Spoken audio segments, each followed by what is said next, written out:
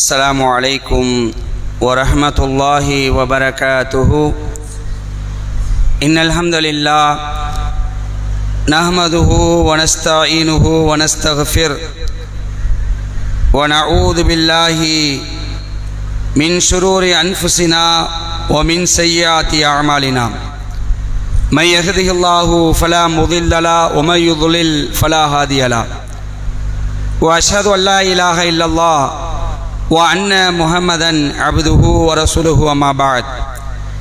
கண்ணியத்திற்கும் பெருமதிப்பிற்கும் உரிய எல்லாம் வல்ல அல்லாஹுவின் நல்லடியார்களே, அல்லாஹுடைய பேரருளால் சுபுஹுடைய தொழுகையை ஜமாத்தோடு நிறைவேற்றக்கூடிய பாக்கியத்தை நாம் எல்லாம் பெற்று அல்லாஹுடைய மார்க்கத்தை பற்றி அறிந்து கொள்ள வேண்டும் என்ற உயர்ந்த நோக்கத்திற்காக இந்த நேரத்தை நாம் ஒதுக்கியிருக்கின்றோம். இந்த சந்தர்ப்பத்திலே எது இஸ்லாமிய திருமணம் என்ற தலைப்பிலே இன்ஷா அல்லாஹ் வரக்கூடிய நாட்களில் நாம் குர்ஆன் ஹதீஸ் வாயிலாக பல செய்திகளை அறிந்து கொள்ள இருக்கின்றோம் இன்ஷா அல்லாஹ். அன்புக்குரிய சகோதரர்களே, நம்முடைய தமிழ்நாடு தௌஹீத் ஜமாத் தூத்துக்குடி மாவட்டம் சார்பாக ஒரு மாத கால தொடர் பிரச்சாரம் என்று சொல்லி ஏப்ரல் 21 மே 21 வரைக்கும் இஸ்லாமிய திருமணம் என்ற ஒரு அஜெண்டாவை கையில் எடுத்திருக்கிறார்கள். அல்லாஹ்வுடைய கிருபையினால் இது சம்பந்தமான பிரச்சாரங்கள் தொடர்ச்சியாக நடைபெற்று கொண்டிருக்கிறது. அந்த வரிசையிலே இந்த ஃபஜ்ர் தொழுகைக்கு பிறகு நடைபெறக்கூடிய இந்த பயான்லையும் இது சம்பந்தமான செய்திகளை மக்களுக்கு நாம் சொல்லி இஸ்லாமிய திருமணம் எப்படி இருக்க வேண்டும் என்பதை சொல்லக்கூடிய ஒரு சந்தர்ப்பத்தை நாம் ஏற்படுத்தியிருக்கின்றோம். அன்புக்குரிய சகோதரர்களே, இன்றைய இஸ்லாமிய சமூகத்தில் திருமணம் எப்படி நடைபெற்று கொண்டிருக்கிறது? அந்த திருமணம் அல்லாஹ்வும் அல்லாஹ்வுடைய தூதரும் காட்டித்தந்த முறை பிரகாரம் இருக்கிறதா, அல்லது அல்லாஹ்வும் அல்லாஹ்வுடைய தூதரும் சொல்லித்தராத பல விஷயங்கள் தங்களுடைய மனோ இச்சையை பின்பற்றி இந்த திருமணங்கள் நடக்கிறதா என்று நாம் பார்க்கும் பொழுது பெரும்பாலானவர்கள் அல்லாஹ்வுக்கும் அல்லாஹ்வுடைய தூதருக்கும் மாறு செய்வதையே இந்த திருமணத்தில் கையில் எடுத்திருக்கக்கூடிய காட்சியை பார்க்கலாம். அன்புக்குரிய சகோதரர்களே, இஸ்லாமிய மார்க்கம் என்பது ஒரு அழகான ஒரு வாழ்க்கை நெறிமுறையை மனித சமுதாயத்துக்கு சொல்லித் தருகிறது. எல்லா விஷயத்தையுமே இஸ்லாம் சொல்லித்தரும். இந்த விஷயத்தை இஸ்லாம் சொல்லித்தரல் என்று சொல்ல முடியாத அளவுக்கு இஸ்லாம் என்ன செய்யும்? எல்லா விஷயத்திலுமே மூக்க நுழைக்கும். எந்த அளவுக்குன்னு கேட்டீங்கன்னு சொன்னா, நகம் வெட்டுவது கூட அல்லாஹ்வுடைய தூதர் ஸல்லல்லாஹு அலைஹி சொல்லி தருவாங்க. நகம், கையில் நகம் வளருதா இல்லையா, இந்த நகத்தை நீங்க வெட்டணும். உடலில் இருக்கக்கூடிய உபரியான ரோமங்களை நீங்கள் களைய வேண்டும், இதையும் மார்க்கம் சொல்லித்தரும். அது மட்டும் இல்லை, சிறுநீர் எவ்வாறு கழிக்க வேண்டும், மலம் எவ்வாறு கழிக்க வேண்டும், மலத்தை சிறுநீரை கலைக்கக்கூடிய ஒழுங்குகள் என்ன என்று மார்க்கம் சொல்லித்தரும். அதனால தான் அன்றைய நேரத்தில் ரசூலுல்லாஹ் இந்த செய்தியெல்லாம் சொல்லும் பொழுது எதிரிகள் என்ன சொன்னாங்கன்னா, காஃபிர்கள் என்ன சொன்னாங்கன்னா, என்னப்பா இறை தூதர்னு சொல்றிய, இறை தூதர்னு சொன்னீங்க, சிறுநீர் கழிக்கிறது கூடமா சொல்லி தருவாங்க அப்படின்னு கேட்டாங்க. ஆமா, சிறுநீர் கழிக்கிறதுல என்ன இருக்குது? ஒழுங்குமுறைகள் இருக்கிறது.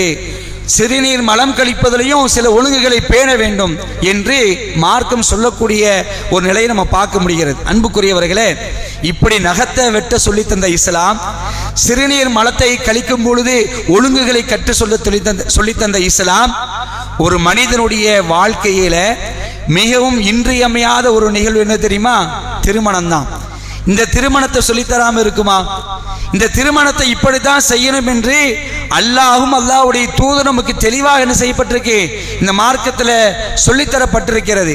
அதையெல்லாம் மீறி இன்னைக்கு சமூகத்தில் என்ன பார்க்கணும்னு சொன்னா, இஸ்லாமிய திருமணம் என்ற பெயரில் பலவிதமான அனாச்சாரங்கள், பலவிதமான நூதன பழக்கங்கள் இன்றைக்கு இந்த திருமணத்தில் நுழைந்து விட்டிருக்கக்கூடிய காட்சியை பார்க்கலாம். அன்புக்குரியவர்களே, இஸ்லாத்துல திருமறை குர்ஆன்ல அல்லாஹ் ரப்பல் ஆலமீன் ஒரு செய்தியை நமக்கு சொல்லி காட்டுறான். இந்த மார்க்கத்தில் இந்த குர்ஆன்ல என்ன இல்லை உங்களுக்கு, இந்த குர்ஆன்ல உங்களுக்கு என்ன நாம சொல்லி தரல, எல்லாத்தையும் நாம சொல்லி தந்திருக்கிறோம். சூரா பனி இஸ்ராயில் 17வது அத்தியாயம் 89வது வசனத்தில் அல்லாஹ் பேசுகிறான். வலகத் ஸர்ரஃப்னா லின்னாசி ஃபீ ஹாதல் குர்ஆனி மின் குல்லி மஸலின் ஃபஅபா அக்ஸருன் நாசி இல்லா குஃபூரா. இந்த குர்ஆனில் அல்லாஹ் குர்ஆன்ல சொல்றான், இந்த குர்ஆனில் மனிதர்களுக்காக ஒவ்வொரு உதாரணத்தையும் விவரித்துள்ளோம். எல்லா முன்னுதாரணங்களையும் இந்த குர்ஆன்ல நாம் என்ன செய்திருக்கிறோம், சொல்லி இருக்கிறோம். ஆனால் அடுத்ததெல்லாம் சொல்லி காட்டுறான், ஆனால் மனிதர்களில் பெரும்பாலானோர் இறை மறுப்பை தவிர மற்றதை மறுக்கின்றனர். இதை மறுத்து தான் செய்றாங்க, போறாங்க. உதாரணத்துக்கு திருமணம் சம்பந்தமாக குர்ஆன்ல சொல்லப்பட்ட செய்தி என்ன சொல்லுங்க பார்க்கலாம். திருமணம் சம்பந்தமாக குர்ஆன்ல சொல்லப்பட்ட செய்தி என்ன? பெண்களுக்கு மகர் கொடுக்கணும், அப்படிதானே? அதாவது வாத்து நிசா சதுகாத்திகின்ன நெஹலா, நீங்கள் மனம் முடிக்கக்கூடிய அந்த பெண்ணுக்கு மகர் என்ன செய்யணும், மனம் வந்து கொடுத்து முடிக்கணும் எல்லாம் சொல்றான்.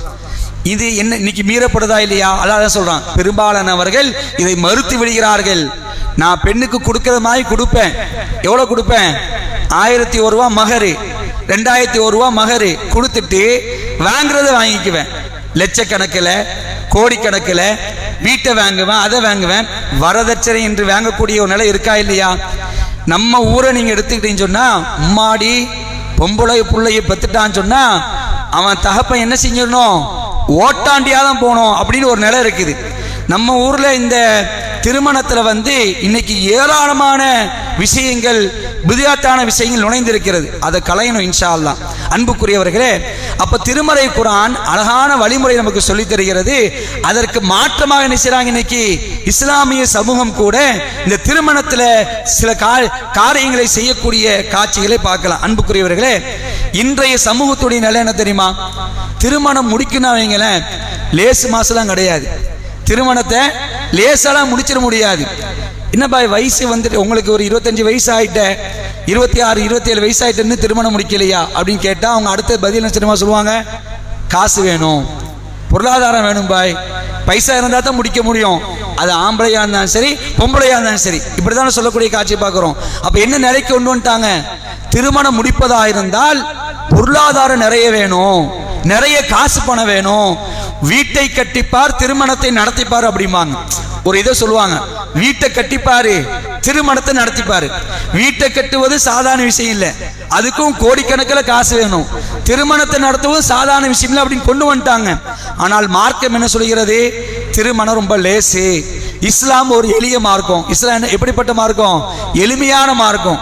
வணக்க வழிபாடுகள் அழகா சொல்லித்தரும். திருமணம் ஒரு வணக்க வழிபாடு தான். திருமணம் சாதாரண விஷயம் கிடையாது. அல்லாஹ் என்ன சொன்னானோ அதை நம்ம செஞ்சாதே வணக்கம் தான். அப்ப அப்படிப்பட்ட திருமணத்தை இன்னைக்கு சமூகத்தில் என்ன பண்ணியிருக்கிறாங்கன்னா, ஒரு கஷ்டமாக்கி வச்சு, ரொம்ப ஒரு சிரமமான ஒரு காரியமாக்கி வச்சு, ஒரு நிலையை, மோசமான ஒரு நிலையை உருவாக்கி இருக்கிறார்கள். அன்புக்குரியவர்களே, இது சம்பந்தமா இன்ஷா அல்லாஹ் என்ன செய்யறோம், தொடர்ச்சியா திருமணம் சம்பந்தமாக இஸ்லாம் என்ன சொல்கிறது என்பதைத்தான் நம்ம பார்க்க இருக்கிறோம். இன்றைக்கு இந்த செய்தி போதுமானது. அன்புக்குரியவர்களே, அல்லாஹ் ரப்பல் ஆலமீன் திருமணத்தில் அல்லாஹ்வும் அல்லாஹ்வுடைய தூதரும் சொல்லித்தந்த முறை பிரகாரம் நம்முடைய திருமணங்களை நாம் அமைத்து கொண்டோம் என்று சொன்னால் இந்த உலகத்தில் வெற்றி பெறலாம், நாளை மறுமையிலும் வெற்றி பெறலாம் இன்ஷா அல்லாஹ். அப்படிப்பட்ட ஒரு பாக்கியத்தை அல்லாஹ் ரப்பல் ஆலமீன் உங்களுக்கும் எனக்கும் நம் குடும்பத்தவர்கள் அனைவர்களுக்கும் தந்தல் புரிவானா என்று அல்லாஹ்விடத்தில் பிரார்த்தனை செய்தவனாக இந்த உரையை முடித்துக் கொள்கின்றேன். இன்ஷா அல்லாஹ் வரக்கூடிய நாட்களில் அடுத்தடுத்த செய்தியில் தெரிந்து கொள்ளலாம். வாஹிர் தாவானா அல்ஹம்துலில்லாஹி ரப்பில் ஆலமீன். வஸ்ஸலாமு அலைக்கும் வரஹ்மத்துல்லாஹி வபரகாத்துஹு.